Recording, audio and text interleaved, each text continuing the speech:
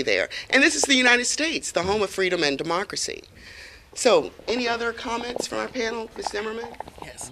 It's been a concern of mine that in the New York Harbor there stands a statue that says, "Give me your tired, give me your poor." How does that make you feel, or what do you take away from that, knowing that America no longer honors that thought of "Give me your tired, your poor, your huddled masses yearning to be free," but we still honor the Statue of Liberty?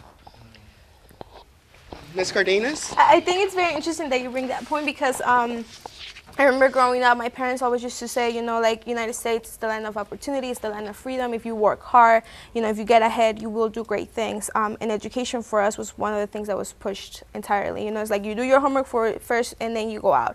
You didn't make a grade, sorry, but you're going to study. So that was really enforced as a child. And now when I come up of age and the more that I get involved and the more that I see what's happening, it's sort of like the hypocrisy of the United States for them to have something as a Statue of Liberty there and to honor, and then to just come back and try to enforce laws that are meant to criminalize our community. It's very frustrating. It's very frustrating to see people that currently hold positions of power, if you want to call it, that are not in any way invested in it. They won't be affected by it.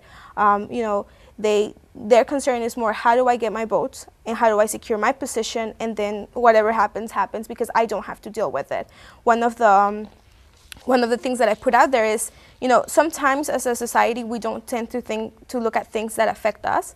From personal experience, I roll MARTA like once or twice every month. Recently I lost my car, so now I had to write MARTA. So now it comes into play, like, we cut a lot of lines that people depend deeply on. Their work, they have to get to work, and that's the only route they have, and they cut some of these routes. And so now that I'm going through it, I'm like, wait a minute, like that's a big impact for me and for other people that depend on it. So I think when we talk about a society, we need to start thinking about not just me and my family, but actually like my neighbors and how this is going to affect. Denying the access to education to any individual is not just going to affect that person. It will affect our society as far as economically, social, and how we proceed and how we progress as a country. So again, when he was speaking about, politicians not really thinking ahead, I mean, it is true. It's a very, very dirty game that they play, and it's like, if I get my votes, and if that means I have to divide people, if that means that I have to drive a wedge between people, then I will do what I need to do to establish those votes. And we hear a lot of the fear tactics in the media. If you look at Fox News, I mean, it's like, it's right there. They put the scary music on, and then they'll have like illegal immigration, and they'll replay the same pictures over and over again, and they will talk about crime rate when it's really not true. They will talk about how we take benefits when it's really not true, and people buy into that, and it's really sad and it's really frustrating as a Georgia taxpayer to see that happen. To me, I still remember being taught that Atlanta was the city too busy to hate. I mean, one of the reasons that Atlanta didn't get caught up in, some of the riots and some of the things that happened when Martin Luther King, it was because we are too busy to hate. We are a city of business and industry. And Kevin, I know that you work for a microfinance company that provides loans for small businesses. A lot of those folks are Hispanic and Latinos.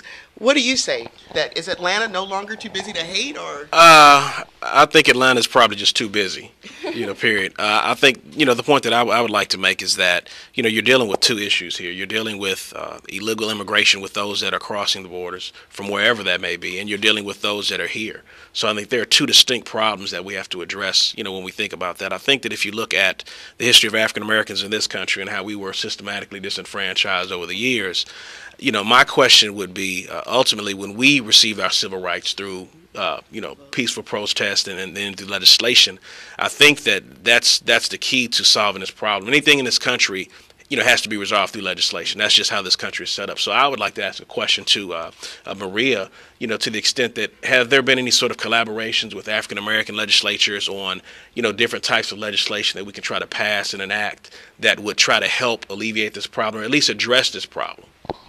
That's a great question. Maria Duarte. There have been, and I think that takes to the bigger issue of combining the Latino and African American and other minority groups as a big voting power, as a big voting bloc. And to echo back to what the professor was saying, Georgia is set to gain a new congressional seat, and that is largely in part due to the growth of the Latino and immigrant community here in Georgia.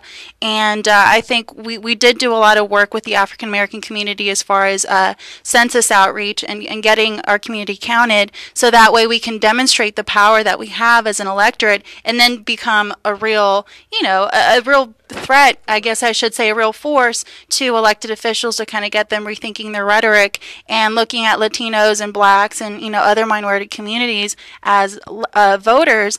And I just wanted to throw out there that yes, Georgia is set to gain a congressional seat, but also the largest increase in minority voters since 2008 was 22%, and that was Latino voters. So I think we do have to consider the larger picture and think more long-term as far as our strategies about how do we get people to vote for us, and that's going to be a more inclusive agenda.